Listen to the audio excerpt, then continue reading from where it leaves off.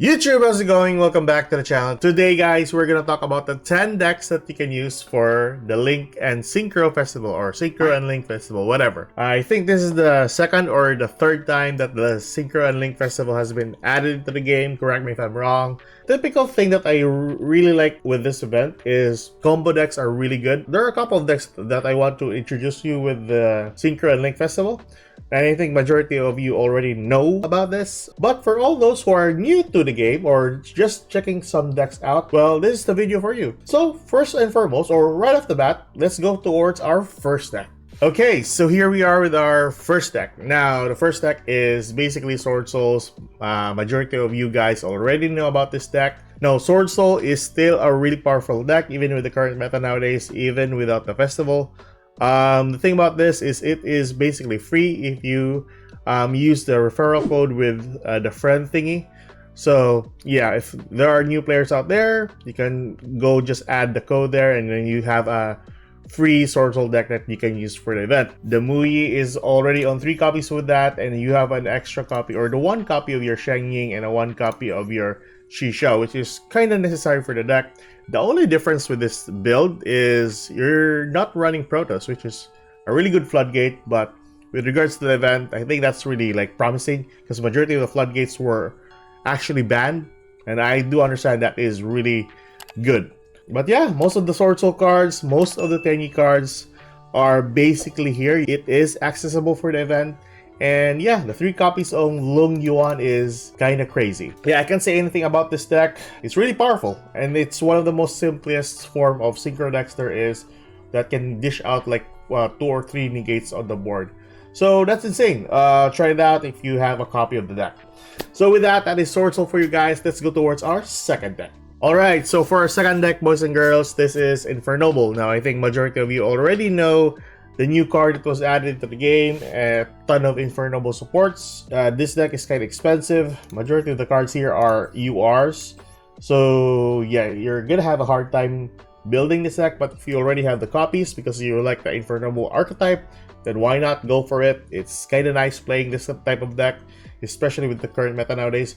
The only downside for this deck for new players or for players trying to use the Inferno deck, it's like a freestyling type of combo deck, wherein you just play the game depending on the cards that you're dealt with. So that is Inferno for you guys, a typical deck profile for that one.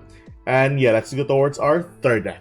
Alright, so third deck we have here, guys, is Evil Twin. Basically, this is a Link deck. I kind of like this deck. This is one of my favorite Link decks way back, and it is still up until today. The thing about this is majority of the cards here for the Live Twins are rares. So you can just craft that one. It's easy enough to attain. The only downside for this is you need more cards to fill in the slots for this deck. So typical stuff that you can add into the deck is hand traps, which is the Nibiru's, the Snow Rabbit, the Haunted Mansion, effect mailers, and stuff like that. Also, you need to take note, your Searcher is also a UR. And then your 3 copies of Treble Sunny is also UR, which you can run 2 copies of if you have 2 copies. It's still really fun playing this deck with just 2 copies of Treble Sunny. We're running also 3 copies of Kizikil. I think the Kizikil and the Lila are the only SRs in your extra deck. So Lilas just need 2 copies, the Kizikil on 3 copies. And majority of the cards here, except for the Underworld Goddess and the Unicorn, and the copy of Sprite Elf are UR. If you have already a copy of this, then why not use it for the event? It's kind of nice. But yeah, that's Evil Twins for you. Let's go towards our next deck. Alright, so for our next deck is another favorite deck of mine. And yes, I know that this is basically a Link deck. And by far, this is going to be a really good deck by next month. We will showcase a deck profile for that one maybe tomorrow or the next day, because we heard that there will be a leak with regards to the Unchain supports. So that's one of the cards that I'm going to be waiting to see in Master Duel. So the thing about this is majority of the cards for the Unchain archetype are basically normal or rare. So you just have to craft it. It's easy enough. The only SRs for the main deck is the Unchain Soul of Disaster and the 2 copies of Abominable Unchained Soul, which is your 1 pop if there is a card that is popped to the field. It's kind of like Blue Eyes Jet Dragon. You can just spell summon this to the field, and then you can pop another card. So that's insanely good. Another thing for this deck is you can run 3 copies of Dark Hole, remove triple Tactics Talent. Easy enough. This deck can actually do an OTK if you have the right cards on hand. Outburst Dragon is an additional level 8 that you can run. If you have only 1 copy for an Unchained monster, you can just summon that monster and use Outburst Dragon's effect, pop the monster on your side, and then use the Unchained monster's effect to spell summon another Unchained monster. Majority of the cards here are going to be all destruction, so it's really fun. I would recommend this deck for new players as well. This is one of the most easiest link decks out there. That's basically it. Extra deck, you can run 1 copy of Unchained Abomination. This is typically what you're going to use once the new supports is going to be out in Master Duel. So just 1 copy of this will suffice. But I have 2 copies and I don't want to like dismantle this because I love this card. The artwork is kind of nice. 3 copies of Soul of Rage and the 2 copies of Anguish, or you can run 3 copies just to fill in the slots for the 15 cards. And then the Nightmare monsters, Nightmare Unicorn, Phoenix, and Cerberus.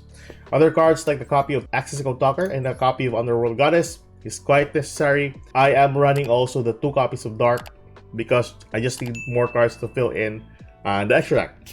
But anyways, that is Unchained. Let's go towards our next deck. So yeah, next deck that we are going to talk about is Dinos. Now Dinos has been really bad if you're going up against Drill and Lockbird and Maxi. Luckily, with this event, Maxi and Drill and Lockbird are not really usable. So the thing about this is the additional copy of Ground Xeno, although the fusion monster is not applicable for this event, but it helps you gain access to the Xeno Meteorus. Where's the other searcher that I can get a copy of the Xeno Meteorus? But I forgot. There's 1 card here that allows me to search out a copy of that one. So I kind of forgot. But yeah, typical monsters that you can run for Dinos are also here. So fun, fun, fun. So that is Dinos for you guys. Let's go towards the next deck. Okay, so our next deck, we are running Black Wings. Now, right off the bat, you might notice that we are only running 1 copy of Black Winged Assault Dragon. I know it's a typical card that you can summon to the field, but yeah, I think that's really reasonable because people will just spam this one on the board and then they're just gonna burn your opponent for the whole turn. You don't need this monster alone to win the game because you have also the full Armor Master, and then majority of your cards here can access a copy of Hot Red Dragon Archfiend and a copy of Baron on the Floor. So, oh yeah, another thing for new players, if you're trying to use Black Wings, it takes a lot of experience to make a good combo with the Black Wings deck, so take it with a grain of salt if you want to learn Black Wings. Also, you can access this one from the structure deck in the store.